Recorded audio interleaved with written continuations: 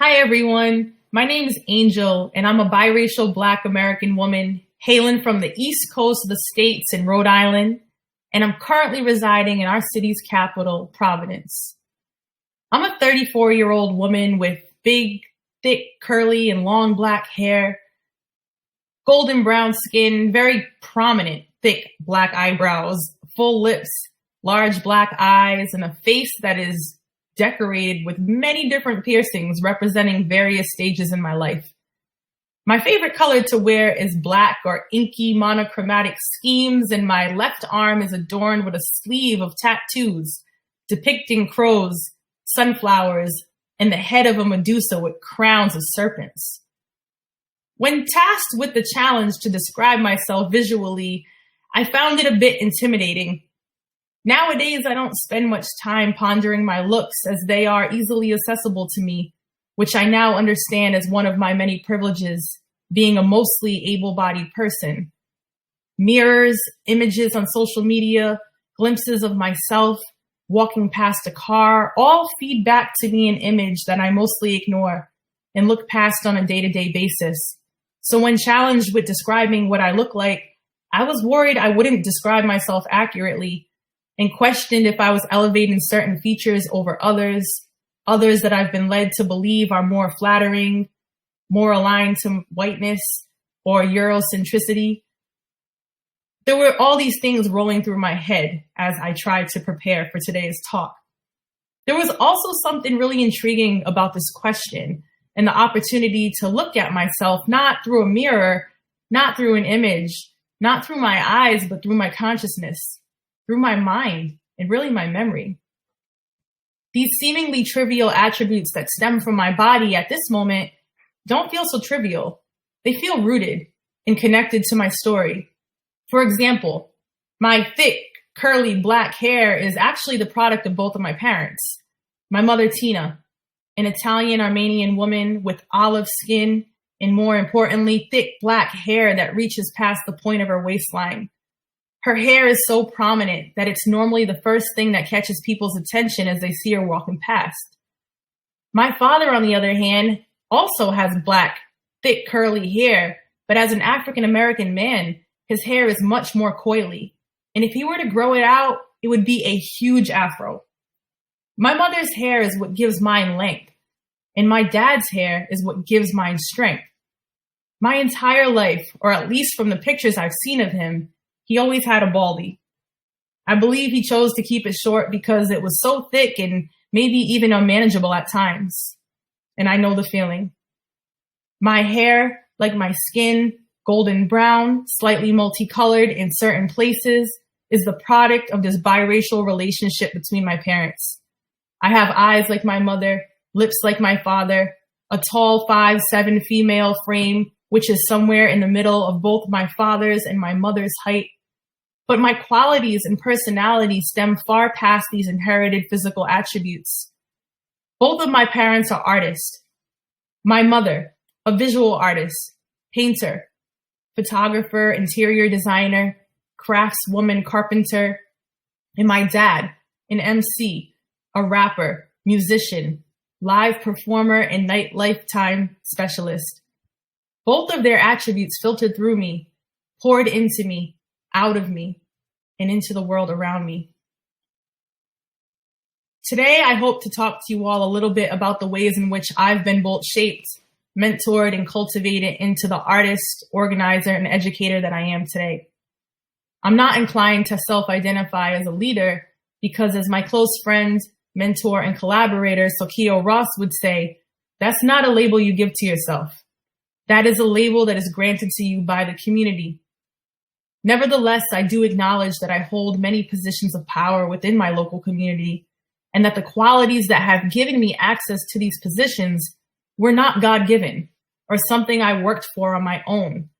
They were instilled in me, cultivated, and shaped by many people who've come before me, and for whatever reason, felt called to invest in my leadership abilities. So if you get anything out of this talk today, I want you to understand that I am merely the product of the love, imagination, and wisdom that was poured into me by the people in my life. At a very young age, I understood one thing. and that was that I'm an artist.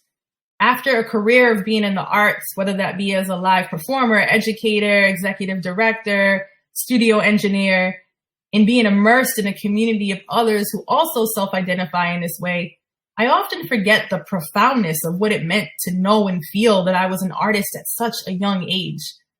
My teachers struggle with the audacity of this notion, as you can imagine. My self-expression presented itself primarily through my fashion, my advocacy, and the unorthodox ways of thinking about curriculum, punishment, and possibility.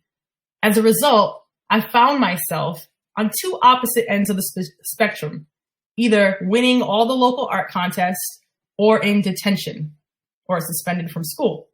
My mom loves me for it. There was no middle ground for a kid like me.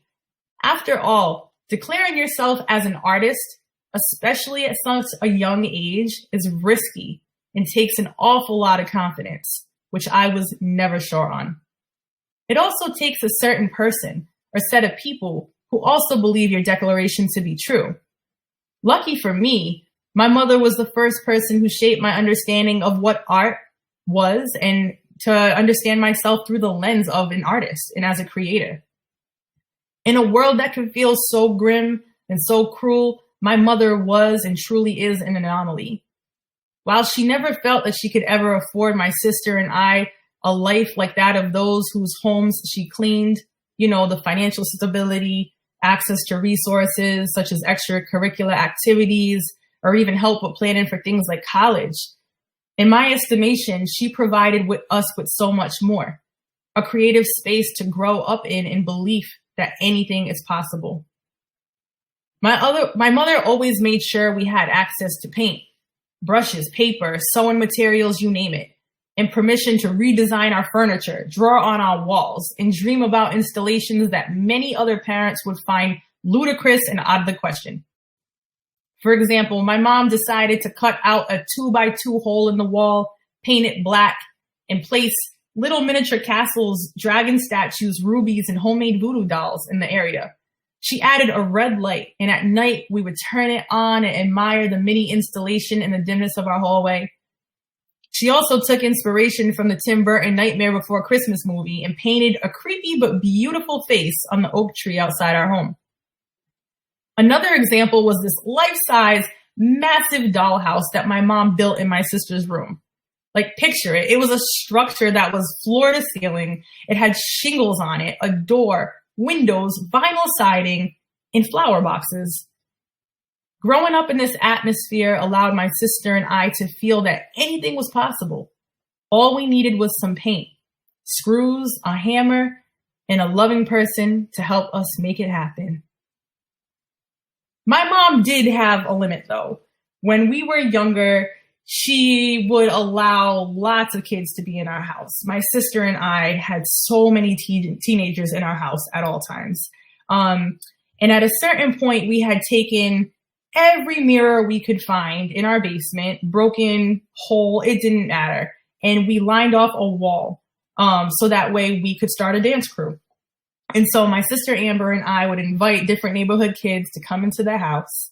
And we started our own crews. We would teach choreography. We would collaborate together. We'd pick the music. That was back in the day when, there wasn't iPhones and AirPods and things like that. It was like, no, you had to do that labor and burn a CD. And so we were burning CDs, CD swapping, and we just had the best time in my basement. At a certain point, my mom was like, look, this is awesome, but y'all need to find somewhere else to go because y'all are drinking up all the Kool-Aid, eating all the noodles, leaving a mess. And I'm tired. I just got home from work. So you guys can dance, but you got to find somewhere else to also do this. So at that time, luckily, we lived around the corner from something called a teen center. And in that teen center, there was everything we needed. It was just mirrors, space, and a radio. And because of that, we were able to continue to choreograph and make these dance routines and started performing it. And in our local community started to really get a name for being, a recognizable dance troupe. But even that had its limits. We were doing this, but we were all getting older. I was 12, 13, turning 14 at the time. And we were kind of thinking we need to get jobs. How are we going to commodify this? We need to get some money. And there was actually another dance troupe came through, and we met somebody who said, oh, you guys want to get paid to like perform and make music? Like, come with me, meet me at this spot on this day at this time. It was back in like 2002, so I don't remember the logistics of it. But we met this young person who asked us to come to a space on the south side of Providence, which was a couple miles from where that teen center was. And my sister and I pull up, and there's like a sign on the door that says, looking for youth performers, will pay. I think it was something like $6 and some change at the time. My sister and I went in, and we walked into this car garage, which I learned that it was a car garage after. But it didn't look like that, because there were young people in one corner spinning on their heads and dancing. Another corner, people were quietly sitting down writing poetry. To, the far right, you would see people like in deep thought, and they were like putting together a youth-led magazine. On the stage, there were folks conga drumming and little kids riding their bikes all through this space. My sister and I were like, what is this place? And what is it going to take to be a part of it? Long story short, we walked into AS220, into AS220's youth program. And if you're asking, what is AS220? I'm going to talk a little bit about that in a bit, but just know it is a space that has changed my life. And since I walked into that car garage, I have been completely held and nurtured by the people in this arts organization. And at that time, I had just known about the youth program. We walked into the youth program. My sister and I got hired into this hip hop theater troupe as young people. We learned how to take our choreography and our song lyrics and our ideas and put them on a stage. We learned how to produce them. We worked with other young people in the community to talk about really big topics like capitalism and adultism and addiction and things that, when I looked around my middle school and then later high school that I was in, I didn't see other young people having an opportunity to really discuss these ideas, let alone get paid for it. So as I got a little older, it was something I became just inflamed and passionate about.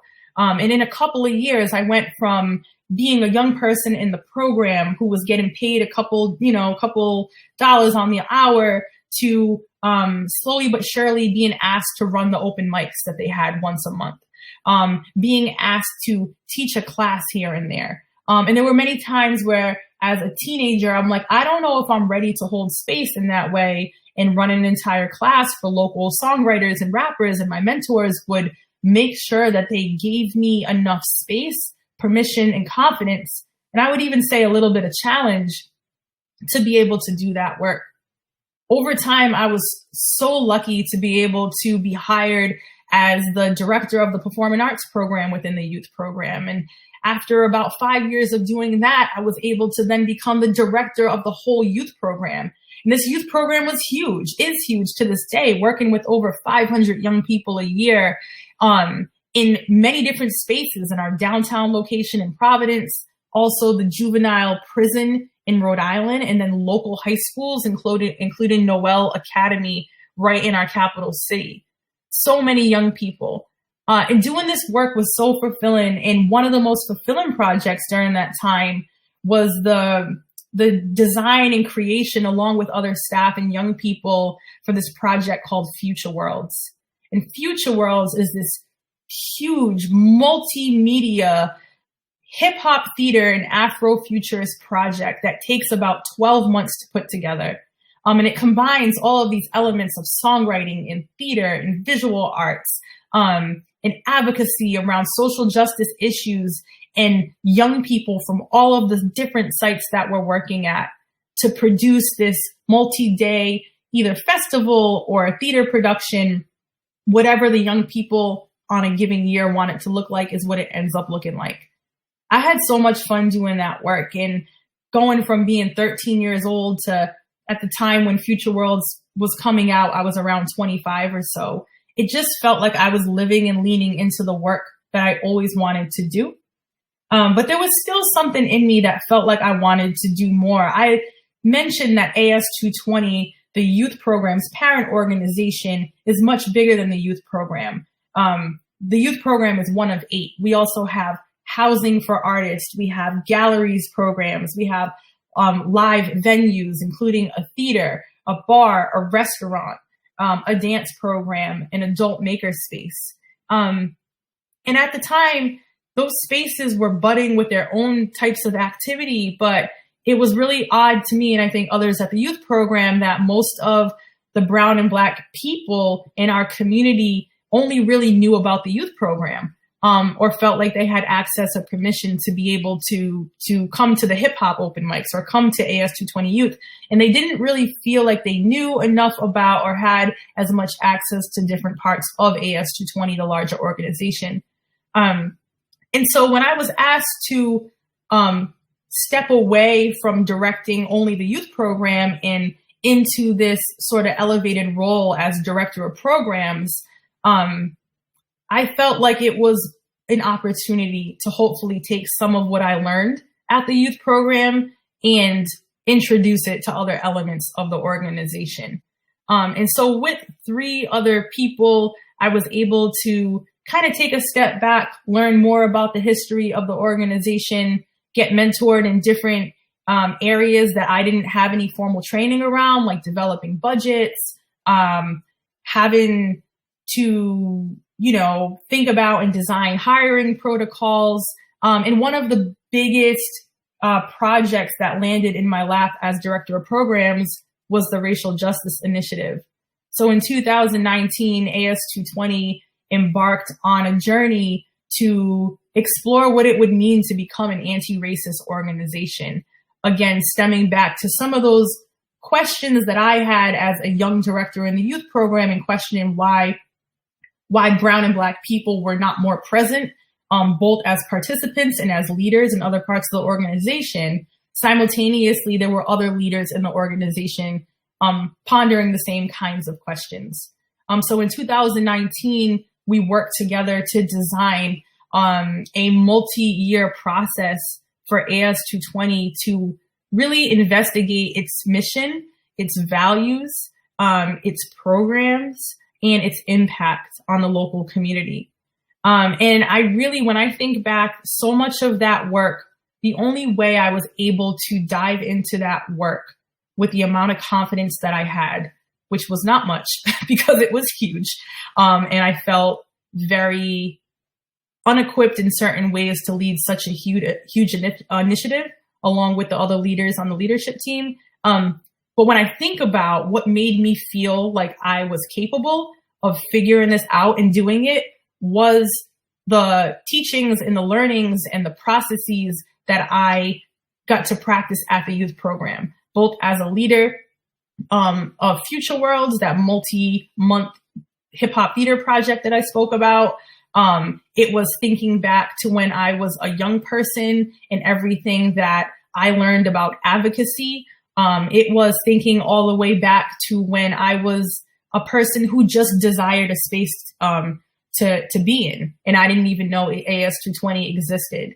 And so much about what has made it possible, I think, for me, and now not only me, but so many others. We have so many other staff members who were former young people, youth members rather, at AS220, now leading programs. I think what allows us to maneuver and shape the future of the organization is because we had mentors and real role models to show us how to design inclusive and safe spaces that are sustainable and that truly are about shifting power, right? Like, I really feel that us as nonprofits, if the goal is not to work ourselves out of the job, like, what are we doing, right? Like, I feel like we should only be inhabiting these roles and these spaces as long as it's really going to take to shift power from us to the community from which these organizations, like, in which they reside. And so I feel like that is happening at AS220. More and more of the staff are former young people. More and more of the participants and people who are coming to our programs are parents of the young people or folks in the community who never even knew AS220 existed. And again, so much of this has been what I've learned as a former young person in the program, and I feel really, really honored to do that. And so when I think back on just like what was it about that mentorship or AS220's approach with me and my sister as young people? What were the kind of ingredients that allowed us to grow into the people that we are today? I know I keep on mentioning my sister Amber. She's like wildly successful and super humble as well, but she's not in the arts, but she's doing some really amazing work in healthcare around reproductive rights, and just like women's health. And so I'm really just excited. And then that's why I know it's not just about me, right? This is not about me being a special person or about being more talented or about being more smart. My sister and I had the same experience going through, being parented by my mom, who I mentioned in the beginning, but then also going and getting mentored and cultivated in a space like AS220. And I think when we get together and talk about just some of the benefits and like best practices that we learned while being in that program, I think they resonate for both of us, and they absolutely manifest in the ways that we hold community in two entirely different spaces. But I tried to kind of distill, like, what are the key things that help me get to where I am? And I came up with 11. And so I won't dive into every single one of them because we will be here forever if I do that. But just to name a couple, I call it 11 practices for cultivating leadership. And I'm sure there's a lot more, but for me, this is what's resonating. So creating spaces where anything's possible. I talked a lot about that in terms of like the way my mom parented us and created space. And AS220 also did the same thing in so many different ways. Ways of being. Number 2 would be ways of being that are rooted in culture. So I didn't get to talk much about that, but at AS220 Youth, we have something called ways of being, which are practices that help to demonstrate what our values are. And so making sure that, a space has ways of being and actually, more importantly, does the work to investigate, like, well, what are our values and how do we practice them? I think was really important to me because I carry ways of being with me, not only at AS220 and at work, but in my life, the way I parent, the way I show up for my family, and in so many other spaces and arenas. Providing consistent inspiration and exposure would be number 3. When I think about my time as a young person in the program, I was traveling. By the time I was 17 years old, I was traveling to DC and Chicago and New York. And for a young person who didn't have the means to fly or travel, I mean, that was huge that a program like AS220 could take me and my sister on trips to perform and kind of break our, they kind of call it the block mentality. Sometimes we only think what is possible is what's on our street or our block. But getting us on a plane at 15 years old and having us perform at conferences in different parts of the country completely broke that and opened up something new and beautiful for us. Number 4 would be make space for youth to peer educate in like affinity spaces where it's teen centric. So much of what I did at the teen center when I was a young person, I think what was impactful about that was that it was just me and my friends. There was no real adult supervision. There was definitely adults in the building for safety reasons, but there was no adult facilitating the space, or at least not all of the time. It was really about the resources. It was about the floor and the mirror and the stereo. And just making sure that young people have time to be young people with other young people, and trust that we can figure out what's going to be good for us, I think is really important. Meeting people where they're at is number 5. I didn't mention, but I will now, that during my time in the youth program at AS220, I became a teen mom. I had my first son when I was 16 years old and my daughter when I was 17 years old. And instead of like kicking me out of the program or making me lose my job, what AS220 did was embrace my kids. I had my baby shower at AS220. You know what I mean? Like, they allowed me to bring my kids to work. I had playpens, in the performance room. And that's something that we've completely latched onto and still allow and encourage our young people to do today. Number 6 would be paid opportunities with room to grow. As much as I love dance, as much as I love to perform, if I wasn't getting paid, I wouldn't have stayed. And that's because I couldn't. And that is so true for the young people of my time back in 2005 to right now in 2022. We have young people who have families, who have responsibilities to help pay bills at their house, who have to transport themselves. And so if we can't pay people, you know, it just kind of sucks that they're going to go get a job at McDonald's or, you know, give up on their talent because they need to go make some money somewhere else. So paying young people, I think, is like huge, especially with this economy. A couple others that I'll run through but not talk through too much is teaching young people how to think, not what to think. There's a big difference in that. Cultivating safe spaces for youth to identify and unpack their trauma. And again, for us, we really do that through the arts and the creative process. Supporting youth to use their experience and perspective to advocate, and only if they want to, right? That has to be consensual. We don't want to ask young people to relive their trauma or advocate on our behalf or our agendas as adults, but in a way that is aligned to their own experiences and at a time that works for them, if it works for them. And then the last two is an embrace and learn to hold nonlinear growth and stay committed to your own learning in growth. Throughout my entire time developing myself and being developed into leadership, excuse me, I made sure that I was constantly educating myself, going back to school and finding ways to become more educated. Sorry about that. Cool. And to end it, let's see.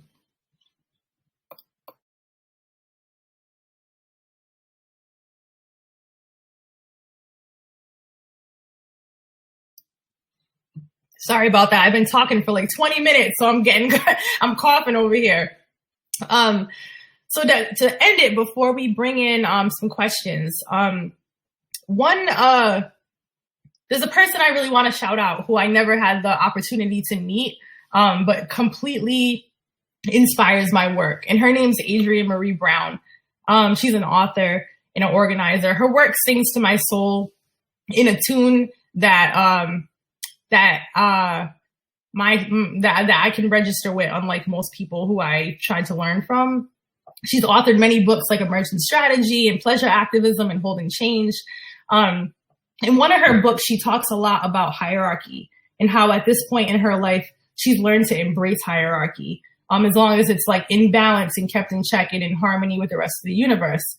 After I read this, I started to really think about the way I've been socialized to resist hierarchy and the way we have been socialized to resist hierarchy. And in an attempt to kind of decentralize everything in our spaces, which I think is a good notion and should be explored, I also don't want to do this thing where we throw the baby out with the bathwater, which is to resist hierarchy so much that we actually throw out leadership development as well. There's a big difference. To me, there's a big difference in climbing a corporate ladder to make 15 times more than your lowest paid employee, and a parent who places a young child on their shoulders so they can reach the next level of their sight, or the process of developing white belts into yellow, orange, green, purple, brown, and eventually black belts, right? Like, we have to know the difference between tyrannical hierarchy and leadership development. And I think in the youth program at AS 220, it has been that sort of hierarchy, or rather leadership development model, that helped someone like me, and I think the young people who we're working with now, be able to stretch their wings and grow into positions that are going to be meaningful to them, but like at a time that it is going to be right for them. And so I guess really what I want to sort of end this on is that, like, as we're designing spaces for young people, with young people, hopefully, right, with community, that we are thinking about leadership development in all the ways that, in ways that will make growth more possible for folks at a time that works for them. I think about if I was 15 years old and I was thrown into a director role, I think I would have sank pretty quickly, you know? I think in an attempt to like make places more equitable and accessible, we sometimes throw people into careers and into roles that they're not ready for, and it has an adverse effect on the sustainability of that person's talents in the organization, and then even the programs that they're working in. And I think like if we take our time to sort of step back, really think about leadership development, and make sure that we're designing pathways that are rooted in the values of both our programs, but more importantly, in the ways of being of those who are most impacted by the programs that we're responsible to run, that we'll be able to create frameworks that are more rooted in who we are, and in ways that are going to feel more natural and good to us in general. And I think that AS220 did a phenomenal job in developing me. I'm not 100% sure if they always knew that's what they were doing, but there's so much about my trajectory that I find myself pulling out and trying to implement into the work that we're doing with not only young people in our organization today, but also staff on all levels from entry to experts, and just wanting to make it a space where people can grow in meaningful ways that's aligned to who they are. So cool. I am going to check out the chat box and see if we have any questions. Question, you mentioned the Racial Justice Initiative. How do you think that work is currently shaping succession and leadership at AS220? That is a really great question. Let's see. I think that so we have these different committees at AS220. Back in 2020, our BIPOC staff released something called the BIPOC Demands, which are a set of 12 different demands that our BIPOC staff presented to the organization, really as a gift to help direct the organization towards equity, towards liberation and justice. One of the committees that is looking at one of the demands, it's called, it's about investing in BIPOC leadership. Some of the unpacking they did there was talking about, it's not just about like putting folks of color in leadership positions. That's not necessarily like good leadership development, right? It's about like reinvestigating what we even think leadership is, right? Like if we're still operating from this idea that to be a leader, you have to be super direct, or you have to be like focused on just money, or like obtaining goals, or like obtaining more space, or bigger is better mentality, then we might actually not be attuned to the leadership of people who don't present in those sort of dominant culture ways. And so I think that's one of the ways that we are thinking about leadership at AS220 is like, well, what do we even mean by leadership? Like, what are the different ways that people lead, and how is that attuned to their cultures and ways of being? And I think in terms of secession, like it's also helping us think a little bit more about like the idea of a single leader is not something that needs to be our way at AS220. Right now, we have a 4-person leadership team because we want to make sure secession is possible, and that it's not just on one person to pass down all the knowledge they accumulated in decades, but that we can actually share knowledge and pass it down in a way that feels good to the group and the organization. Let's see, I see another question. Do you collaborate with any other organizations in the States? Here in New Zealand, our spaces are much smaller, so having the support of each space is important for learning and growth, exploring other ways of thinking and doing. Oh yeah, absolutely. AS220, I think like AS220 is what it is as an organization. So if I, just thinking about my talk a little bit, I talked about how like I am really just a reflection of everyone who's poured into me. I don't really think I'm anything special or smarter or more talented or any of that stuff that, people who have some type of success are socialized to think like, oh, I did it all by myself. Like that's not true whatsoever. I think organizations often suffer from that as well. Like we think like, if we've been good at something or reputable at being like a sort of expert in a certain field, that we are exceptional. And AS220 like wouldn't be what it is if we didn't collaborate with other people. whether it's places like other youth arts organizations in our city, from Community Music Works to every Stage in School, or, Providence City Arts, to municipalities, right? Like collaborating with the city of Providence for our summer jobs programs or different festivals. We have a lot of peer kind of support and think takes, some focusing on development with, different folks who are in development roles and other organizations coming together to talk, or folks who are doing social service work in agencies in the community with formerly incarcerated people coming together to collaborate. There is so much beauty in collaboration, and I really feel like AS220 is what it is because of collaboration with other artists and artist organizations and other agencies as well.